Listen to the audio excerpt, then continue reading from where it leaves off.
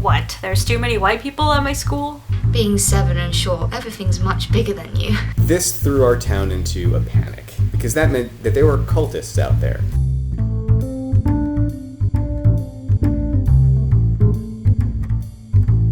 I grew up and still live in Southern California, in a typical suburban neighborhood. In my hometown, diversity has always been normal to me. I never felt different because of the way I looked, and I feel fortunate I had that experience. Then I went to a small private university that was 70% white, which was the weirdest form of culture shock, especially since I was still in Southern California. And that's when I realized how big of an impact my hometown had on me. On campus, a good amount of the white students had grown up going to private schools and or didn't live in diverse areas, so it was like they didn't know how to interact with me. I'm just a normal human being, people. We're bound to have some things in common. Sometimes I felt like an outsider on campus and stuck close to the Latino Student Association my first year, who welcomed me with open arms and understanding. I was thankful that my 2 freshman roommates were also minorities. We had a couple theories about that and why we were all put together. With my roommates, it was like every so often we'd have these debrief sessions of ridiculous things people would say to us or ask us. So what does your family eat for Thanksgiving? Can you say something in Spanish? There was actually a semester where this one white guy confused me and my other Latina roommate, where he was calling her my name. When I would go back home to visit, it was like a breath of fresh air outside of that bubble. I would talk to my family in Spanish more because I missed it and felt like I had to reclaim my Latino heritage. Even something as simple as going to the mall, looking around at people made me think,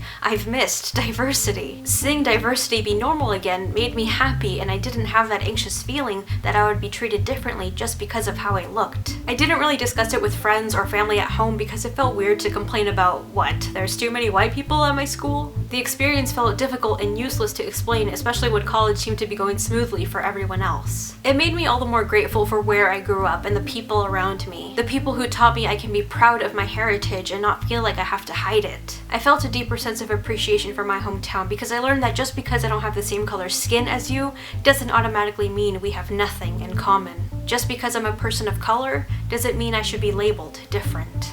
I moved around so much as a kid, I didn't really have much time to gain a personal connection to any place I was currently living at.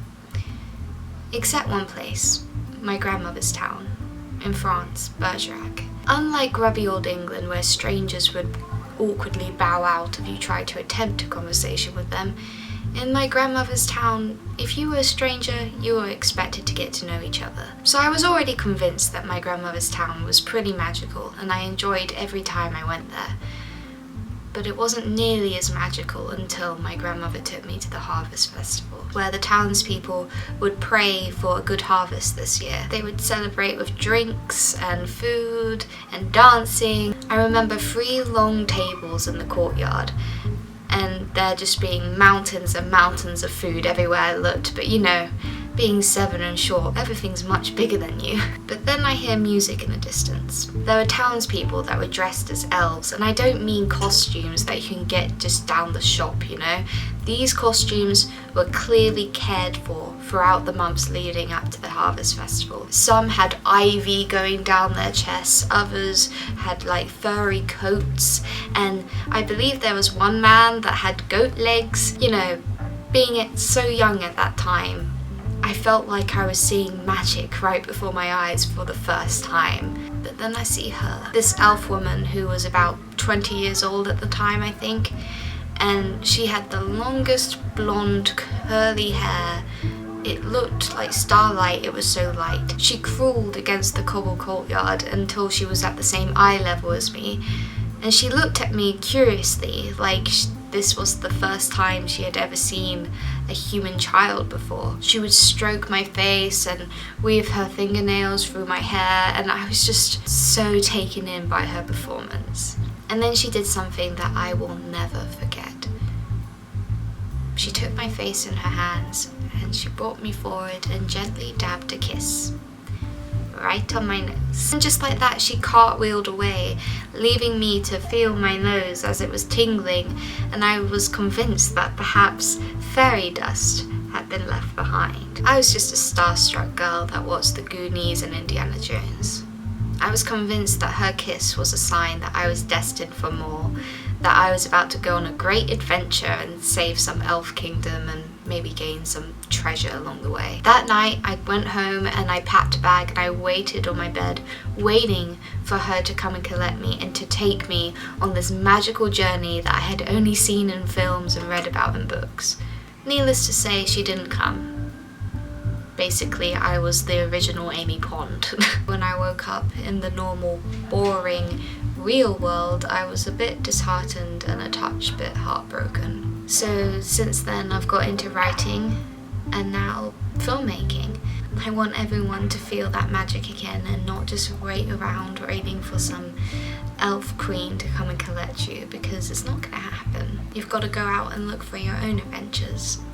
That's the only way you're gonna get any.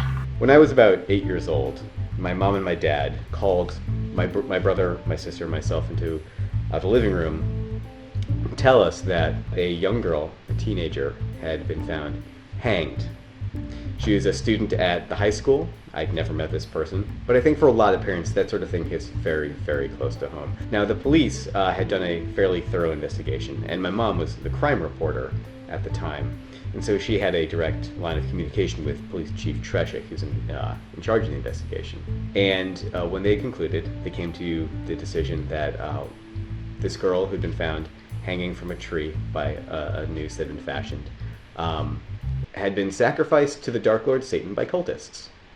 This was their official conclusion. This threw our town into a panic, because that meant that there were cultists out there. Cultists just wandering the copious woods of Granby, Connecticut. What happens in that sort of situation on the playground is it just becomes rampant with rumor. So the police department, led by Chief Treshik, organized a special gathering for the parents at Wells Road School. Now, the most significant thing that the police department felt they needed to cover was rock and roll music. That's right, in the early 80s, the police department so consumed with the idea that cultists were murdering teenagers that they felt that the most logical indoctrination tool that the cultists would have would be something that's known as backmasking. When you take a, let's say, satanic message that you want to disseminate to children, and you record it backwards. And you record it backwards as a track in an existing song, but then put it forward, and then on a subconscious level, you'd become part of Satan's army. Of course, their fears covered the wide spectrum of rock and roll music, but there was one band in particular that they were adamant, and that my mother, in turn, was herself adamant that we must avoid at all costs. Knights in Satan's Service. A band you might know better by the acronym KISS. And so, for years, I was terrified of KISS music. Whenever I saw an album at the record store, I always shied away from it. I wouldn't even touch a KISS album. By the time I went off to college, I had eventually come to the conclusion that this whole satanic messages in music thing was probably bullshit, and there was really nothing I had to worry about. But the idea that KISS, of all these bands, might have satanic messages in their songs, they must be the most badass, hardcore, death metal, black metal, bloody band that has ever been in existence. During the summers between my semesters at college, I took a job at a sign painting place run by a gentleman named Bob Newlands. And Bob Newlands is a really chill, sweet guy, the sort of person with the laconic energy that would make Bob Ross seem anxious by comparison.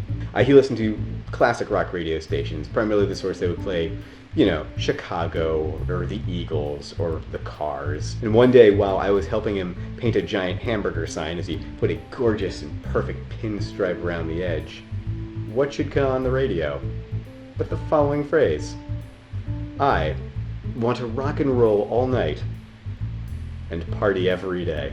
That was my first introduction to the real music of KISS. No, not some sort of satanic, badass, hardcore death metal band, just a bunch of doughy, vaguely middle-aged guys in white and black face paint, wearing foam rubber spikes all over their body. The first real realization I had that, oh, adults are just people. And people can be kind of stupid. My parents, people I've looked up to my whole life, incredibly smart people, can be taken in just as easily as everyone else. Now, as ridiculous as this whole experience was, it makes a lot of sense. Because you see, eventually the police did change their conclusion of the case. They came to the far more reasonable conclusion that, unfortunately, like a lot of people do, this young girl committed suicide. And there are no easy answers to be gained from something like that. And the idea that a person can seem perfectly fine on the outside and then commit something so horrifying as ending their own life so abruptly, leaving so many questions, leaving so many people in the dark, that's a truly monstrous thing to confront. And so I understand why the first reaction that the entire town had was to instead blame her death on the cartoonish villainy of Satan.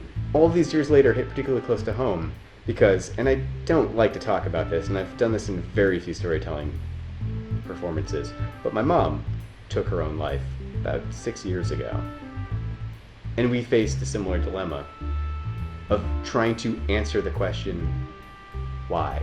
And I'd like to point to some sort of cartoonish villain that was responsible for ending her life, because then I have something to shake my fist at and something to blame. But instead, I'm stuck with a far murkier, darker monster, always just out of the edge of vision, menacing, but unseen, and completely unknowable. We have started an email newsletter. Hi, it's Leslie from One Time Stories. So if you're one of those people that finds the YouTube subscription feed unreliable, or if you're one of those people that checks your email every day, you should consider subscribing to our newsletter. We're only going to send you stuff when we have a brand new episode, and it's also going to include all of our open calls and little posts about what's happening in the storytelling community. Also, the themes for the next 4 episodes of One Time Stories are up on the Tell a Story page. The deadline for the next episode is November 15th, so check it out now.